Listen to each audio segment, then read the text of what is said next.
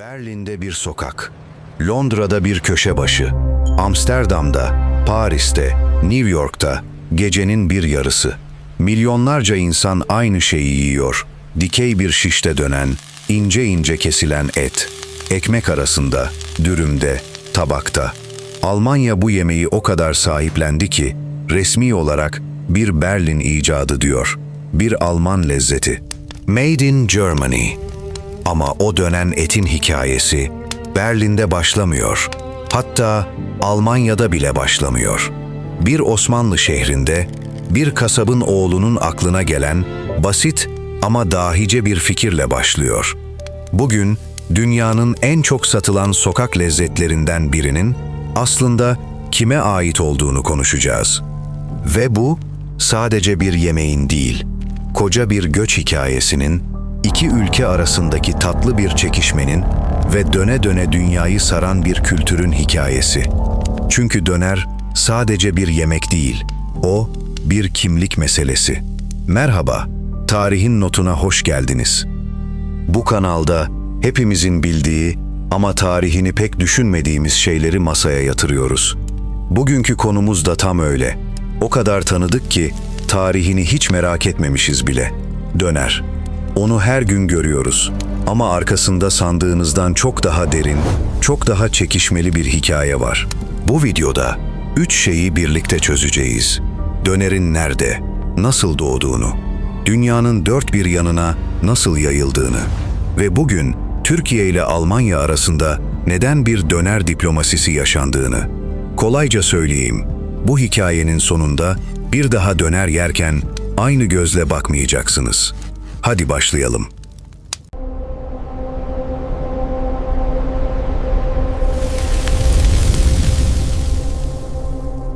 Döner kelimesi aslında yaptığı hareketin ta kendisi. Dönmek fiilinden geliyor. Çünkü bu yemeği tanımlayan tek bir şey var: dönmek. Diğer kebaplardan onu ayıran şey, etin dikey bir şişe geçirilmesi ve o şişin ateşin önünde yavaş yavaş dönmesi. Et döndükçe dış yüzeyi kızarır, usta o kızaran katmanı ince ince keser, altından yeni bir katman çıkar, o da kızarır. Böyle döne döne saatlerce. Bugün bu bize çok normal geliyor. Ama bir düşünün, bu fikir birinin aklına ilk kez gelmek zorundaydı.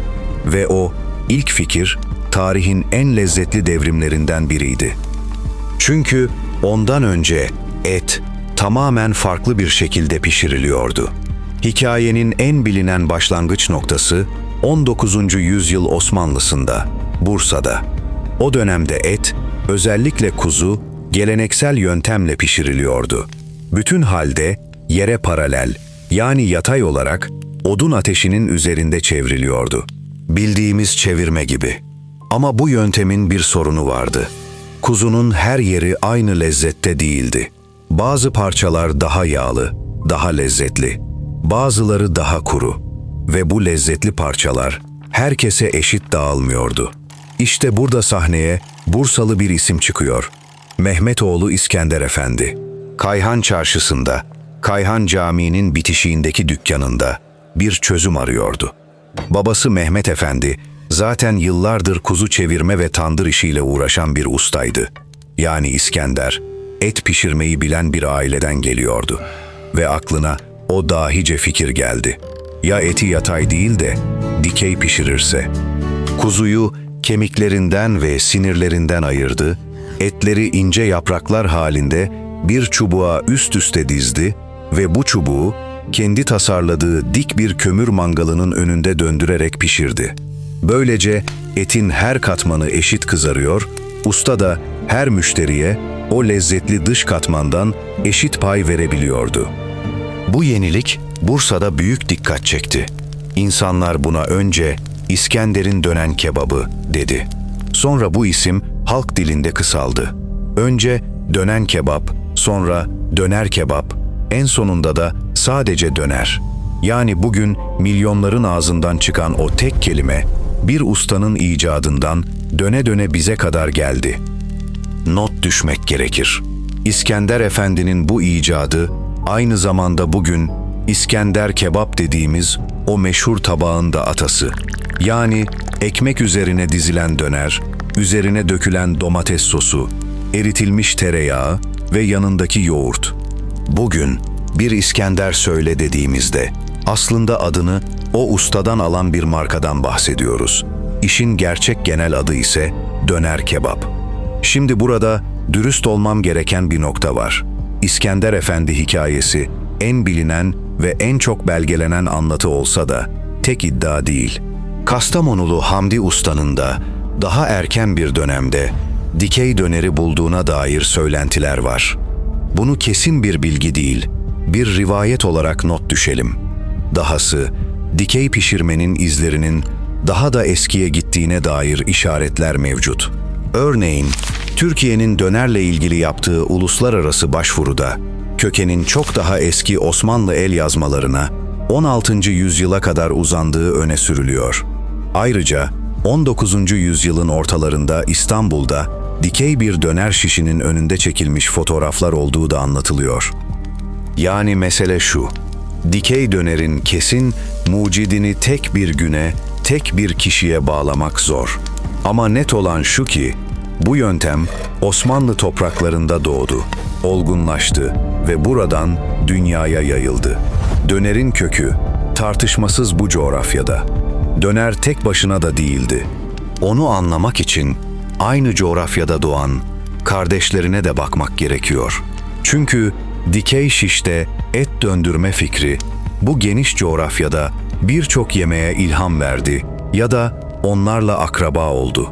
Yunanistan'a bakalım. Orada bu geleneğin adı gyros.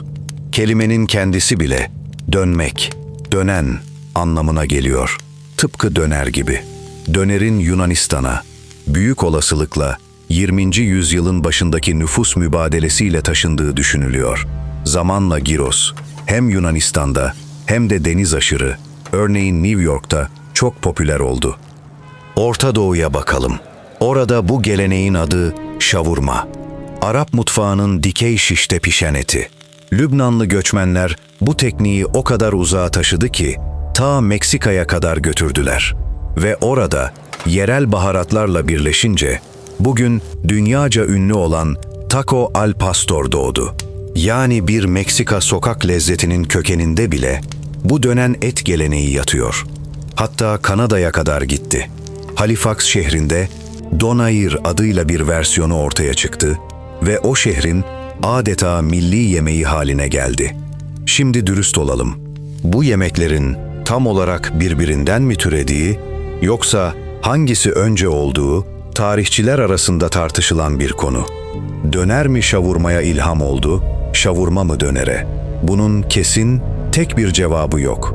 Ama şu açık, bunların hepsi aynı Akdeniz ve Orta Doğu havzasının ortak mutfak mirasının dalları.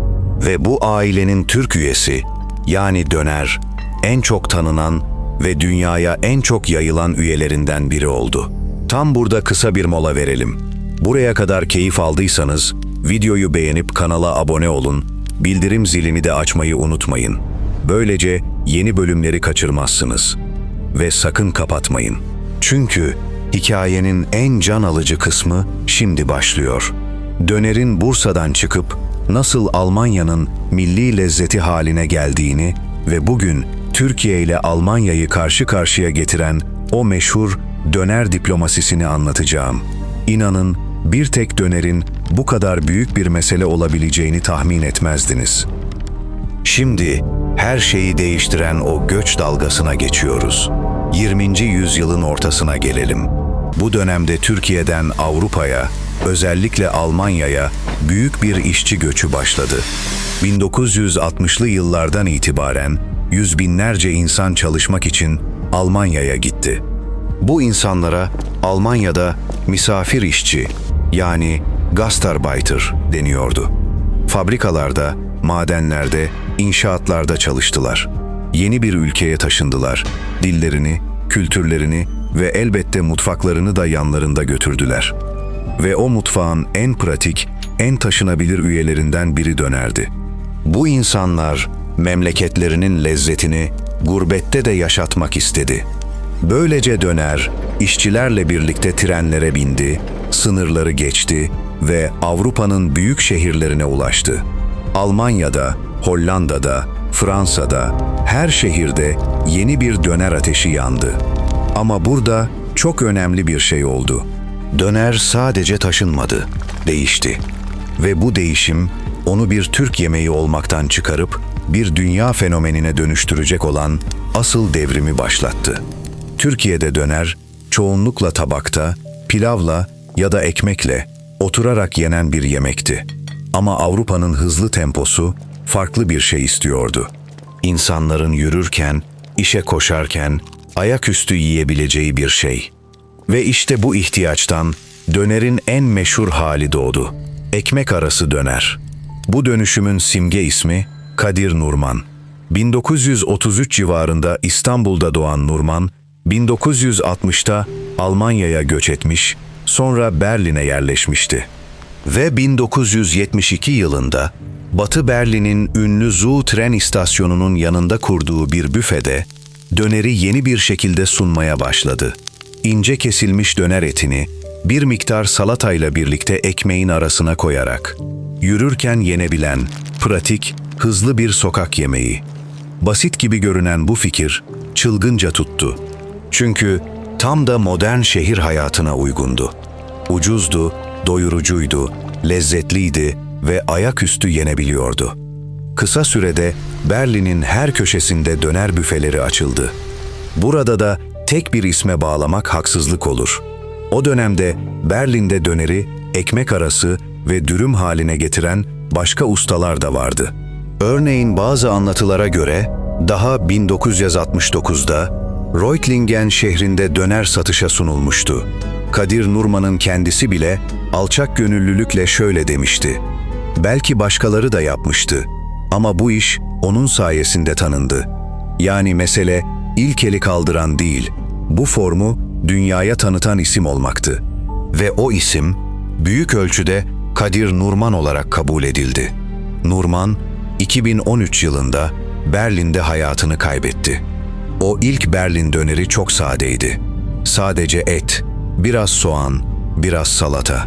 Zamanla bol salatayla, çeşit çeşit sosla, rengarenk bir sokak lezzetine dönüştü. Öyle ki Berlin'de Türkçe sipariş verirken bile insanlar acı sos için Almanca scharf kelimesini kullanır oldu. Yani döner artık iki kültürün birleştiği melez bir kimliğe bürünmüştü. Bir de dürüm var elbette. Kelimenin kendisi Türkçe'de sarmak, rulo yapmak demek. İnce lavaşa sarılan döner, ekmek arasının yanında ikinci büyük forma dönüştü ve o da tüm dünyaya yayıldı. Şimdi geldik işin en çekişmeli, en güncel kısmına. Çünkü döner o kadar büyüdü ki artık iki ülke arasında bir mesele haline geldi. Bugün Almanya'da döner, sıradan bir yemek değil, adeta bir milli sembol. Rakamlar bunu net gösteriyor. Döner, Almanya'da ünlü sosisli yemekleri, currywurst'u ve hatta Amerikan hamburgerini bile popülerlikte geride bıraktığı söyleniyor. Tek başına Berlin'de 1000'den fazla döner satılan yer var. Almanya'nın başkenti, resmi internet sitesinde döneri açıkça bir Berlin icadı olarak tanıtıyor. İşte tam bu noktada Türkiye devreye girdi. 2024 yılının Nisan ayında Türkiye merkezli Uluslararası Döner Federasyonu Avrupa Birliği'ne resmi bir başvuru yaptı. Amaç, döneri Türkiye'ye ait geleneksel bir ürün olarak tescil ettirmekti. Başvuruda dönerin İstanbul ve Osmanlı coğrafyasından yayıldığı, üretim yönteminin ve içeriğinin belirli kurallara bağlanması gerektiği belirtildi. Bu başvuru Avrupa Birliği'nin resmi gazetesinde yayımlandı. Almanya bu başvuruya sert tepki gösterdi. Alman yetkililer böyle bir tescilin dönerin fiyatını artıracağını ve büyük bürokratik engeller yaratacağını savundu. Hatta ailesi Türkiye'den göç etmiş olan Alman Tarım Bakanı bile dönerin artık Almanya'ya ait olduğunu, herkesin onu istediği gibi yapıp yiyebileceğini ve dışarıdan kurallara ihtiyaç olmadığını söyledi. Basın bu çekişmeye döner diplomasisi adını taktı. Şimdi burada tarafsız ve net konuşalım. Çünkü bu ince bir ayrım. Dönerin kendisi, yani dikey şişte dönerek pişen o et, bir Osmanlı Türk icadı. Bu konuda güçlü tarihsel dayanaklar var. Öte yandan dönerin dünyayı saran o ekmek arası, hızlı sokak yemeği formu, Almanya'da, Berlin'de, Türk göçmenlerin elinde olgunlaştı. Yani ilginç bir gerçek var. Almanya'nın bizim dediği o Berlin döneri bile aslında bir Türk göçmenin eseri. Belki de en doğru bakış açısı şu: dönerin kökü Türk mutfağında ama bugünkü küresel hali bir göç hikayesinin, iki kültürün buluşmasının ürünü. Bu tescil süreci hala devam ediyor ve nasıl sonuçlanacağı zamanla belli olacak. En güncel durum için resmi ve güncel kaynaklara bakmakta fayda var. Biz burada sadece tarihsel çerçeveyi çiziyoruz, taraf tutmuyoruz. Bütün bu çekişmenin ardında aslında tek bir gerçek yatıyor. Döner, artık küresel bir güç. Avrupa'nın hemen her şehrinde bir döner büfesi var. Gece geç saatlerde açık olan, herkesin bütçesine uygun, doyurucu bir kurtarıcı. Öğrencilerin, işçilerin, gece geç dönenlerin dostu. Döner, göçmen mutfağının nasıl bir yerel kültürün ayrılmaz parçası haline gelebileceğinin en çarpıcı örneklerinden biri. Ve döner sadece bir yemek değil, aynı zamanda ekonomik bir güç. Avrupa'da bu sektör binlerce insana iş sağlıyor, milyarlarca liralık bir ekonomi yaratıyor. Türk toplumunun Avrupa'daki varlığının, emeğinin ve girişimciliğinin de bir simgesi haline geldi. Bir düşünün, Bursa'da bir ustanın kuzu her müşteriye eşit dağılsın diye bulduğu basit bir fikir, yaklaşık 150 yıl sonra bir kıtanın en sevdiği sokak lezzeti oldu. Bir ustanın mangalından çıkan bir yenilik, bugün dünyanın dört bir yanında dönüyor. Bir sonraki sefer bir döner yerken, elinizdeki o dürüme bir daha bakın. Onun içinde Bursa'da dik duran ilk mangal var. İskender Efendi'nin herkese eşit pay düşüncesi var. Yunanistan'ın gyrosu, Orta Doğu'nun şavurması, Meksika'nın taco al pastoru, hepsiyle akraba o geniş Akdeniz ailesi var. Almanya'ya giden misafir işçilerin özlemi var. Berlin'in Zoo istasyonunda ekmek arasına ilk konan o döner var. Döner aslında bize güzel bir şey öğretiyor. Bir kültür, sınırların içinde hapis kalmak zorunda değil. Yola çıkabilir, göç edebilir, başka topraklarda yeni biçimler alabilir.